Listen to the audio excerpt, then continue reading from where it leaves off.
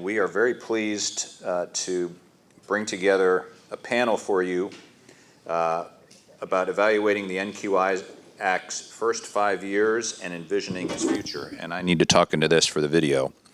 And the panel today will be facilitated, moderated by Idalia Friedson Sacco, who is the Vice President of Strategic Development at Strangeworks, where she focuses on corporate strategy and strategic partnerships. Prior to that, she was Chief of Staff at a quantum computing company, Rigetti, and helped take the company public in 2022. She has her BA from Amherst College, and she is a member of the Potomac Quantum Innovation Center Quantum Ethics and Policy Center team. So we're very delighted to have her as a leader and a partner on that. She will introduce our panelists, and I think, hopefully we have it loaded up. Do we have, well, that didn't work, did it? All right, hopefully we'll be able to get their names and titles up there, but please join me in welcoming Idalia Sacco and our panel on NQI Act's first 5 years and envisioning its future.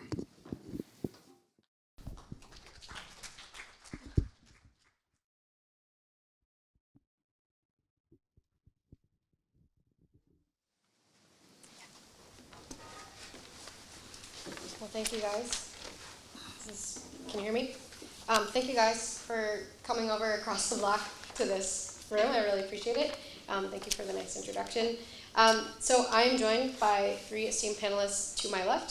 So starting on my left, we have Dr. Arthur Herman, who I had the pleasure of working with at Hudson Institute a handful of years ago on quantum policy. He's a senior fellow and director of the Quantum Alliance Initiative.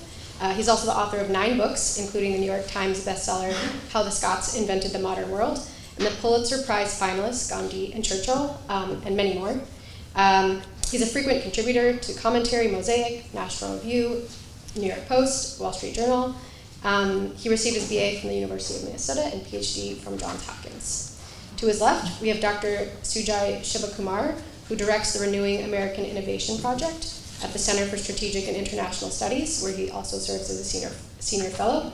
Previously, he directed the Innovation Policy Forum at the National Academies of Science. He's testified before the Senate Commerce Committee and been quoted in leading publications across Financial Times, Wall Street Journal, and more. He received his doctorate in economics from GMU and served as an Earhart Foundation Scholar at the Indiana University, Bloomington. And last but not least, we have Sam Howell, who is a research assistant with the Technology and National Security Program at the Center for New American Security. She leads the quantum research portfolio. Prior to that, she served as an intelligence analyst, counterterrorism researcher, and staff assistant. Her commentary and analysis has appeared in outlets including The Economist, Lawfare, The Diplomat, most recently The Hill, and many others. She holds an MA from George Washington University and a BA from Baylor University. So please join me in welcoming our lovely panelists. So the topic for today's panel is NQI, the last 5 years and the next few years. And before I ask some questions and get started, I wanted to just paint the picture a little bit. So 5 years ago was 2018. A whole lot has happened in the world since then. But if we go back even 5 years, a lot has happened since then. There were only a few countries that had global quantum efforts. The largest quantum computers were around 50 to 70 qubits, and only 20 qubit devices over the cloud. PitchBook recently had an article. There was recently an article that used PitchBook analysis that in 2018 there was $160 million in global venture investment into quantum. Fast forward to 2022, we're at 1.6 billion. We have multiple public companies. You can access quantum computers with hundreds of qubits over the cloud. There are more modalities than were even really being written about back in 2018, and more than we can probably count. And there's been a sprawling software ecosystem that's really emerged in the last 5 years. So we've come a long way, but back in 2018 was the passage of the NQI Act. And so my first question to our panelists, maybe just going kind of in order on my left, is looking back over the last 5 years, in the passage of the NQI Act. Where do you think the NQI Act has been successful? Arthur? Sure. Thanks for inviting me to be part of the panel and to talk about something which is actually in many ways a very personal story. Because in 2018, this person who is sitting to my right and to your left and I co-founded something called the Quantum Alliance Initiative at Hudson Institute. And our idea was that the issues of quantum technology needed to be taken very seriously, both by the US government, but also by the private sector. That the coming of quantum technology was going to bring about so many sweeping and even disruptive changes that it was really important that the US ally itself with those countries that were very much also involved in quantum technology research and development, particularly the Five Eyes, but also other allies like Japan, like South Korea. And in the National Quantum Initiative, in many ways, I won't say it was born at the QAI, that's not accurate, but I would say we definitely passed that baby around and fed it from time to time. In fact, you remember in 2017, we had the first public forum to discuss the concept of a national quantum initiative, which took place at Hudson. It was an international conference. Another one of our participants for the conference today, Sean Kwok, with SK Telecom, he was part of that conference we did as well. So from the very beginning, we were enthusiastic about the NQI, about the concept of it, of the recognition on the part of the federal government that funding needed to be directed to take advantage of what the US was already doing in the quantum space, but also, too, as ways to advance it and ways to develop it. And I think it's done an admirable job. I would say that in a whole range of areas, the money that has been spent with NQI, and the attention that it's gotten from, in terms of the federal government and agencies, the spillover also with the CHIPS Act into quantum research, money and funding and so on, all has been very important. But what I would say is, what I would want to talk about as we go through the panel, again, and if I get the microphone back, this is what I'll talk about, is I think it's also time now for the NQI to catch up with where quantum is. That now quantum, we have to recognize, everybody in this room should be aware, if you're not already, quantum is now a commercial technology.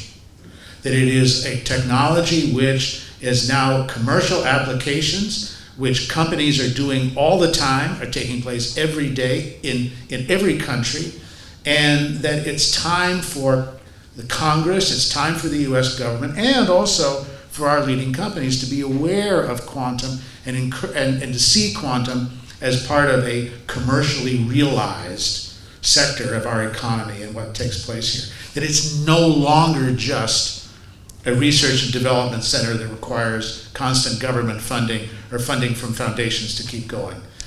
We have to move forward in this, and I would very much like to see the direction that the NQI takes in its reauthorization to recognize that fact, to acknowledge that fact, and to pursue those areas that can really bring out that commercially viable part of what's happening in the quantum revolution today. Thank you so much. So my next question is for you, Sujai. I'm curious to get your thoughts about the role that you believe US policymakers should play in helping accelerate quantum from research to commercialization. Well, thank you for having me here. First, I think it's an important topic because in many cases what we've done in the United States is that we have funded research and development, but then as with quantum, when you hit the inflection point between a research and development focus to how do you build an industry that commercializes products for the market, we tend to lose the thread. There's so many other technologies, display comes to mind, for example, where we have invested in. I think just a little closer. Where we have invested in the research and development phase, but not adequately forecast the needs for the next stage in terms of scale up. So there is this need As my colleague has pointed out, NQI has been extremely successful in advancing quantum science, but then and realizing the applications it has in telecommunications, health, finance, and so forth. It has, at least initially, helped to connect a lot of the players in the quantum space, including the federal actors, including NSF, DOE, and NIST. It has provided initial sources of funding. It has stimulated private investment. But then, the focus is now has to move from funding basic science to the actual commercialization aspect of it. And so this is now the challenge. The problem is that the United States has a relatively thin network of institutions and framework for scaling up. Unlike, say, Germany, which has the Fraunhofer Institutes, which provides a home for scale up to some extent. The Japanese have their, the Kiretsus, the Chinese, the Chaebols, the South Koreans, their Chaebols, the Chinese, their state-owned enterprises. There is no home or mechanism that is kind of already there, present. So what we need to do is to build this structure within the scale-up take place. Otherwise, you have what you call the sort of chicken and egg problem. You have firms that are ready to form an industry, but they don't have the network or the existing set of networks and firms to grow into that industry, and vice versa. So, how do you get over this chicken and egg problem is the next policy issue. So one approach to that is to think very sharply in terms of different varieties of public-private partnerships. These help to bridge all the different types of connections that need to be taking place across government, industry, academia, as well as between each of these three major sets of players. So how do we articulate those? How do we build those out? How do we bring more agencies like NASA and DHS into the mix? All of those kinds of issues are now at the policy fore. Thank you. Sam or Arthur, I'm wondering if you had any other thoughts around kind of commercialization. Yeah, I mean, I like the idea of finding ways in which to build that network of private-public partnerships, particularly since, as you know, and everybody knows, a lot of these quantum startup companies just don't have the funding to be able to survive. We don't want to end up with something that we see and happens a lot at the Pentagon, which I spend a lot of time working on right now, which is the valley of death, right? Where you have very promising technologies that come up, that spring up, but there's no way to bridge from there, from construction of a commercial product to being able to scale it till it becomes a marketable commodity that can be used and extend the life, both of the company, but the technology itself. But again, part of this is the way in which, the danger, of course, is always that you end up with a government agency, a body that feels like it has to pick winners and losers, right? That's always a danger with it here too. But it's also a mentality shift to realize that that's where all the energy is. The energy is in the quantum companies. It's in the quantum as a business and thinking about the applications of it all the way across from quantum computing to quantum sensing to quantum security, which we've spent a lot of time on, working on at QAI, both in your day and after. And I'm going to take 1 minute. I'll give you a 1 minute story of that difference in mentality. This is in 2020. We hosted a summit of Japanese and American quantum scientists and government officials to talk about US-Japan cooperation, all right, on this area. And what I brought in as a guest speaker was a representative from the Byrd Foundation. Now, most of you probably never heard of the Byrd Foundation. The Byrd Foundation is a foundation that provides funding for joint US-Israeli technical and technological projects. A lot of them are in the energy sector, but a lot of them are also in other kinds of high-tech directions. And the goal of it is to put together the money through the Byrd Foundation, have the money that guides this forward to a commercial product that's ready for market.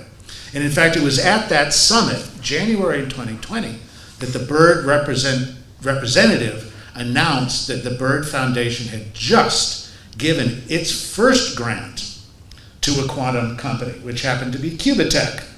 Anybody here from Qubitek? Right now I don't see anybody, but in any case, that was the very first one in which the Byrd Foundation had found a US and Israeli partners working on quantum. Well, among the representatives who were there at the round table were people from, were officials from Department of Energy.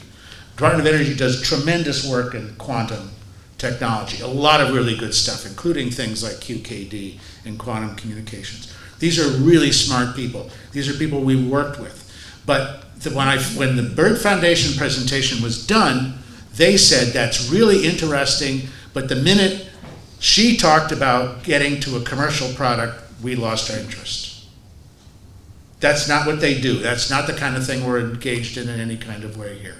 And I thought that was a very interesting moment, because it was, you've got to change that mentality and realize that the future of now for American quantum leadership is going to be in realizing commercial products and building toward scale to that, and that's got to be the way in which this thinking about what happens after the NQI, that's where the thinking has to go. Thank you. Sam, I'd love to hear from you on either of the first couple questions related to the NQI Act. What are you thinking about? Sure, the only thing I'd add is that I think marketing actually has a really important role to play in the transition from the research to the application phase.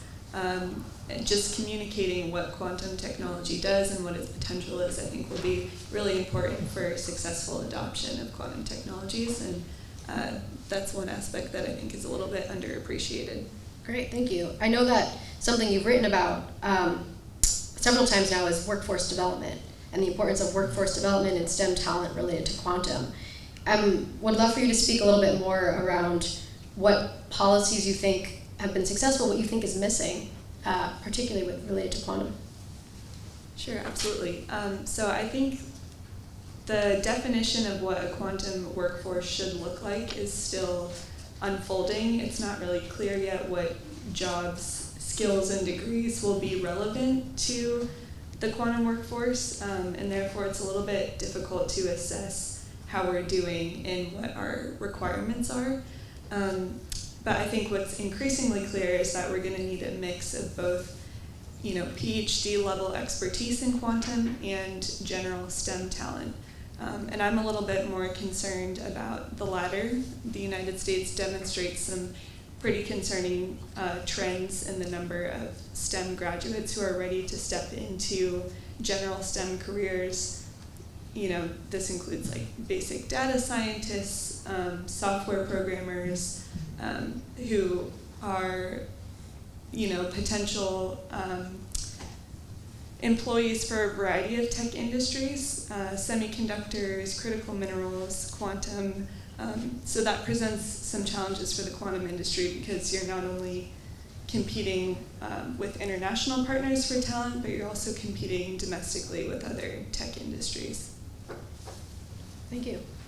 Yeah, so there's sort of, if I can break that question down into two segments. One is the high skill workforce challenge, and then the middle skill or the skill technical workforce challenge. The high skill challenge, one part is an immigration issue, and unfortunately, for a reason that is completely I cannot explain, and I've asked everyone who I know who is an expert on this to explain it, and none of them can explain it, but the high skill immigration issue has somehow gotten stuck with the legal immigration issue, and we're not able to make any progress on anything on that scale.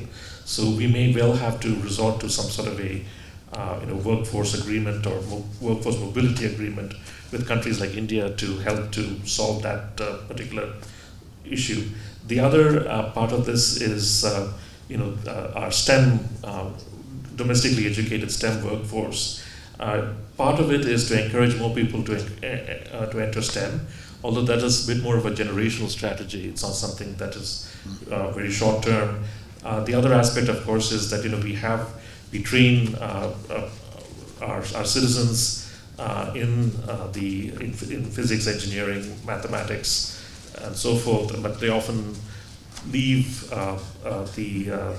to join financial companies or other types of employment that is often more financially lucrative and maybe provide an easier life or a more glamorous life, one doesn't know.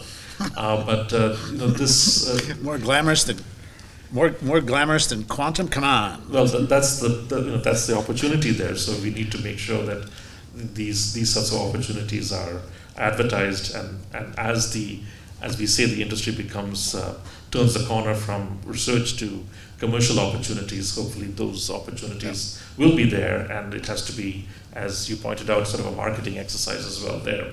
The second part of this issue is the skilled technical workforce. We are, as you may know, and there's a bit of a workforce crunch in the sector. Partly the CHIPS and Science Act has stimulated a lot of construction of semiconductor fabs in the country, and semiconductor companies are basically looking desperately to find the workers to fill a variety of these types of skilled technical positions. One rather more short-term approach is to use information technologies to clear local markets. There are people with those talents. There are people who are who have the skills, but maybe not the advertisements for manning these types of jobs are not phrased in ways that capture their interest. So there are efforts underway to create a national database to track individuals, to help them almost as provide turn by turn instructions of how to get to these types of positions. That said, we can't train a quantum workforce. That I think that at least in the short term the demand will be too small. This has to be a broader set of skills that can be transferred across a variety of semiconductor, quantum, and other emerging and high technologies. So that is the second part of the puzzle. Thank you so much. So we've spoken about commercialization, we've spoken about workforce, touched briefly on international cooperation. We have just a few minutes left, so I'd like to invite all the panelists to share some parting words. What is top of mind for you right now when you think about where quantum is from a policy perspective and what you want to see the NQI Act help to catalyze over the next 5 years, perhaps starting with Sam? Sure, so going back to our workforce discussion, one thing I think would be really useful for the NQI to do moving forward is to create kind of a national center for workforce development that can coordinate all the various workforce development initiatives that are already underway at local and regional levels or within private industry. I think that would really help just get the word out and make these programs more readily available to people living particularly in rural communities who might not otherwise be plugged into these networks. Another thing I think policymakers need to start thinking pretty seriously about is supply chain resilience and understanding how the quantum supply chain is unfolding. And that will be even more important if the US government ultimately decides that export controls are of interest in the quantum realm. Knowing where the key technology choke points are is going to be really important, and I think there's a lot more that could be done in the supply chain mapping realm. Thank you. So just to add to that, I think 2 points. One is that we are, from a U.S. policy point of view, we want to make sure that there is a strong domestic quantum industry that has strong international connections. What we don't want is a repeat of the display industry and so many other industries that are offshored. Second point is that I'll come back to that. Suddenly it escaped me. If you want to. Want me to, while you think about what you were going to say? Yeah. I'm going to focus on one specific provision that I think needs to be in the NQI as part of the reauthorization, and that's the quantum sandbox.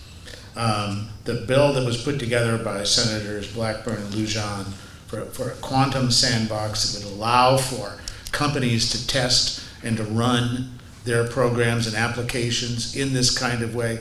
I don't understand why that was left out, why that isn't seen as, again, as part of the promoting the commercialization of this technology here. The other thing that I would urge is look to what other countries are doing right now, US. I mean, look at South Korea, look at Japan, look at the European Union, and the way in which it's just taken for granted that these are technologies which will have commercial payoff, that deserve not just funding and research grants, but that also have specific applications that the government can take on and utilize and invest in as part of what that future society is going to look like. What's a future quantum society going to look like? We haven't really had that kind of a discussion, except around the edges. That's really necessary with these things. And then on the workforce, one last point on the workforce here too, and that is, I don't think you're going to be able to solve this problem if you're just looking for a domestic workforce alone. We're going to have to find a way in which to have